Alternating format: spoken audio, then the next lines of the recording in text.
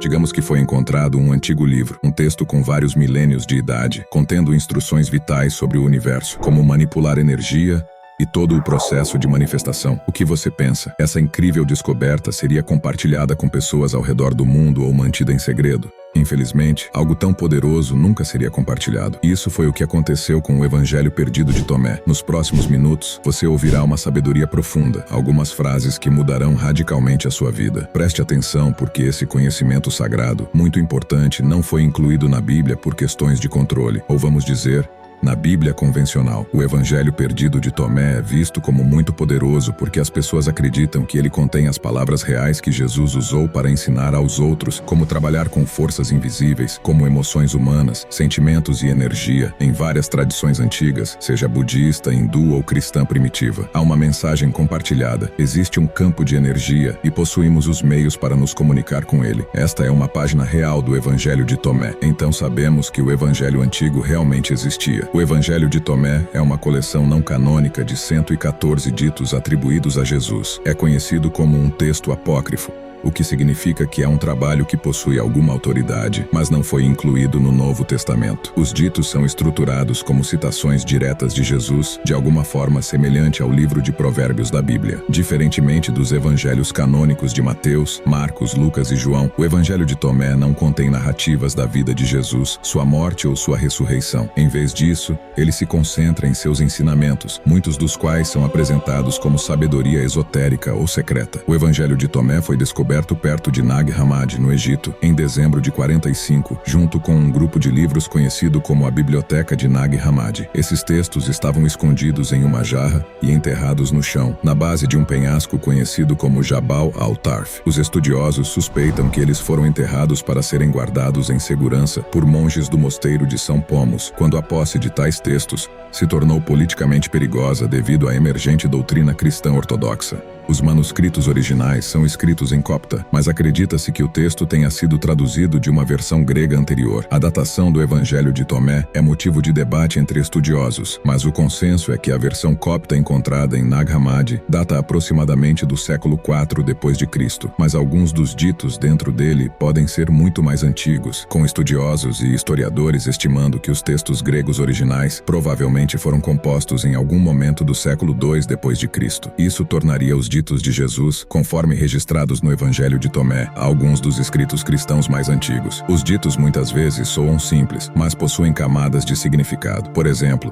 quando diz: aquele que busca não deve parar de buscar até encontrar, está encorajando uma busca persistente por entendimento. Considere a frase: o reino está dentro de você e está fora de você, que sugere uma perspectiva dual, instando você a buscar a verdade dentro de si, ao mesmo tempo em que reconhece que o mundo externo reflete a realidade interna. É como dizer que um espelho reflete sua imagem, mas a imagem que você vê depende de como você se vê. No ditado, se dois fizerem as pazes em uma única casa, dirão à montanha: mova-se, e ela se moverá. Oferece uma alegoria para o poder da unidade. Não se trata de mover literalmente montanhas, mas da ideia de que a harmonia pode superar grandes obstáculos.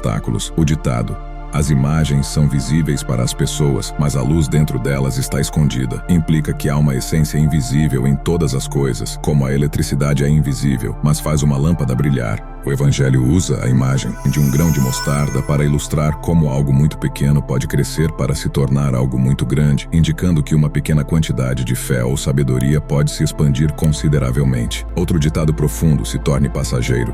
Lembre-se de que você está apenas de passagem por este mundo. Tudo é impermanente e em constante transformação. Não se apegue, sinta o fluxo da mudança. No budismo, a causa raiz do sofrimento é o apego. Então talvez não se trate tanto de criar desapego, mas de prevenir o apego. O corpo e o mundo passam, o que persevera são os nossos esforços espirituais ou a falta deles. Isso é verdadeiramente imortal. Assim como um viajante que aprecia a paisagem, mas continua seguindo em frente. O Evangelho Oculto de Tomé fala de encontrar o que está escondido à vista de todos, como reconhecer que um pedaço de carvão pode conter um diamante. É um chamado para explorar além da superfície, para buscar as verdades mais profundas que não são imediatamente evidentes. Cada ditado desafia o leitor a interpretar a sabedoria sagrada e aplicar em sua vida, como uma chave que só se encaixa em uma fechadura. O objetivo do Evangelho não é fornecer respostas, mas provocar o pensamento, a reflexão e a exploração interior. Seu propósito é guiar o indivíduo para uma compreensão pessoal, em vez de ditar uma verdade universal. Os ditados não são finais, mas começos. Não são conclusões, mas convites para embarcar em uma jornada de descoberta. Continuando com a exploração do Evangelho oculto de Tomé, os ditados frequentemente refletem sobre o conhecimento e a ignorância. Por exemplo, o texto sugere que o que você não sabe pode realmente ter um grande efeito sobre você, comparando a ignorância ao sono, onde alguém não está ciente de seu próprio estado. O Evangelho postula que o verdadeiro conhecimento é acordar desse sono. Os ditados também abordam o paradoxal, como quando diz que, quando você fizer dos dois um, você se tornará filhos dos homens.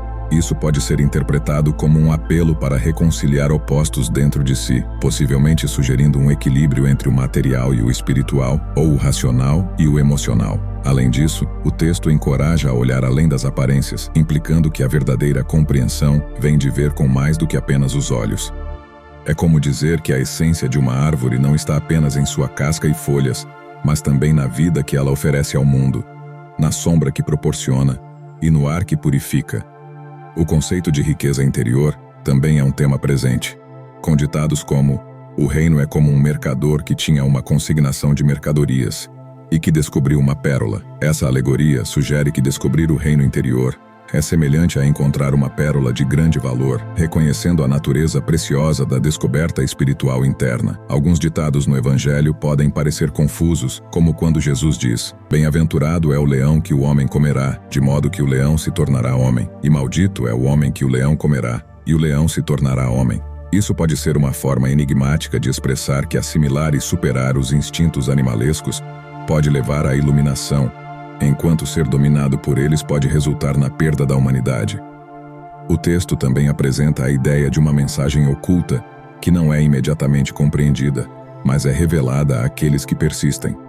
É semelhante ao processo de descascar uma cebola camada por camada para chegar ao núcleo. À medida que cada camada de entendimento é removida, uma verdade mais clara é revelada. Outro ditado diz: se trouxer o que está dentro de você, o que trouxer salvará você. Se não trouxer o que está dentro de você, o que não trouxer destruirá você. Isso fala da necessidade de expressar o potencial ou a verdade interior, e quando expressa pode levar à salvação. É crucial para a salvação pessoal ou bem-estar. É como dizer que se você mantiver tudo dentro de si como uma garrafa sob pressão, eventualmente explodirá. Pode levar à destruição. O texto também diz: o reino é como um pastor que tinha 100 ovelhas. Uma delas se perdeu, a maior. Ele deixou as 99 e procurou a única até encontrá-la. Esse ditado enfatiza a importância de cada indivíduo aos olhos do divino, ou pode ser visto como uma metáfora para a busca de uma única verdade que completa a compreensão. Há também um ditado que diz: eu sou a luz que está sobre todas as coisas. Eu sou tudo. De mim tudo surgiu e para mim tudo chegou. Divida um pedaço de madeira e eu estou lá. Levante uma pedra e você me encontrará lá. Isso é uma maneira poética de expressar a onipresença do divino, sugerindo que o sagrado pode ser encontrado em todos os aspectos da vida e existência, não apenas em templos ou lugares sagrados.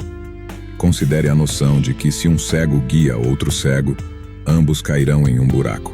Isso não é um aviso contra os cegos fisicamente, mas uma metáfora para os espiritualmente inconscientes, que lideram outros que também estão inconscientes, resultando em queda mútua. Há uma frase comovente que diz: nenhum profeta é aceito em sua própria aldeia, nenhum médico cura aqueles que o conhecem. Este ditado reflete a tendência humana de negligenciar a sabedoria daqueles mais próximos de nós, muitas vezes buscando a verdade e a cura de longe.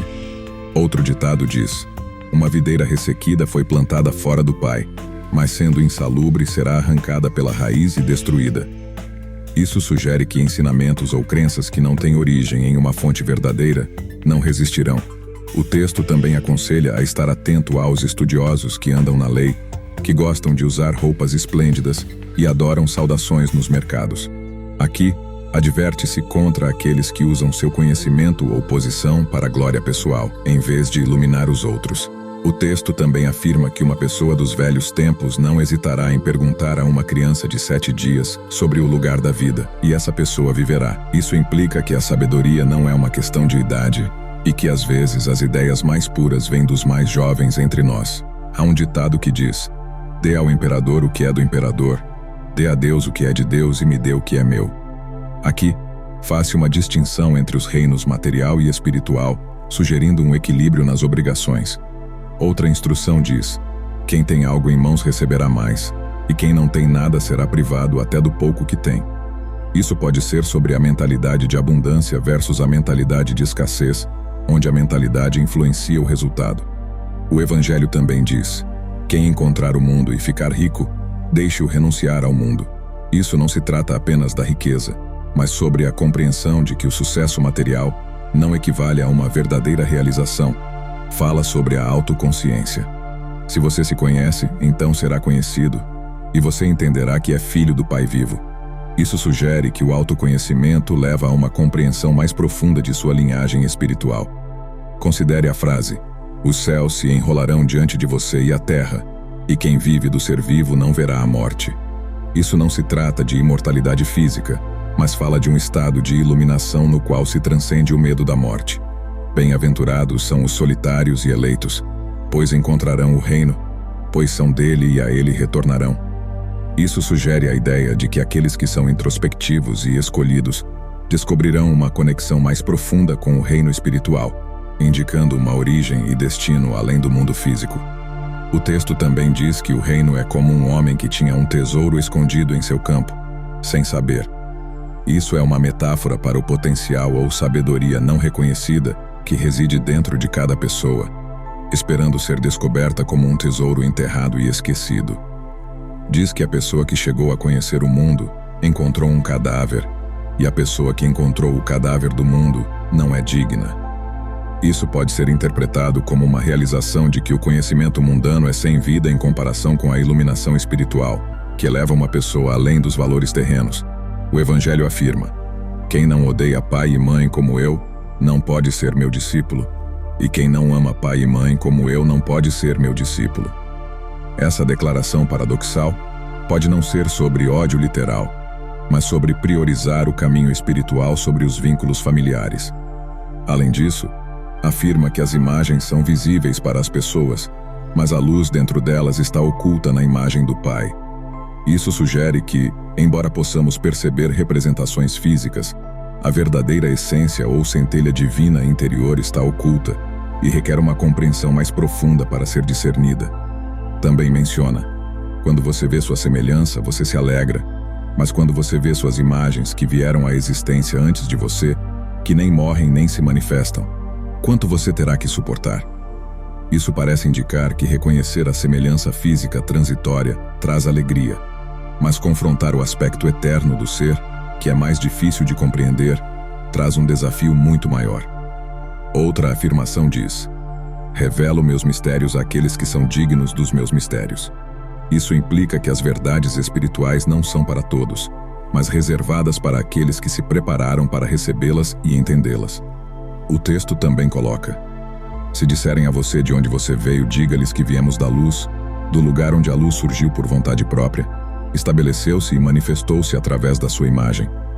Isso pode se referir a reivindicar uma origem divina, reconhecendo a si mesmo como produto de uma luz primordial que existe por si mesma.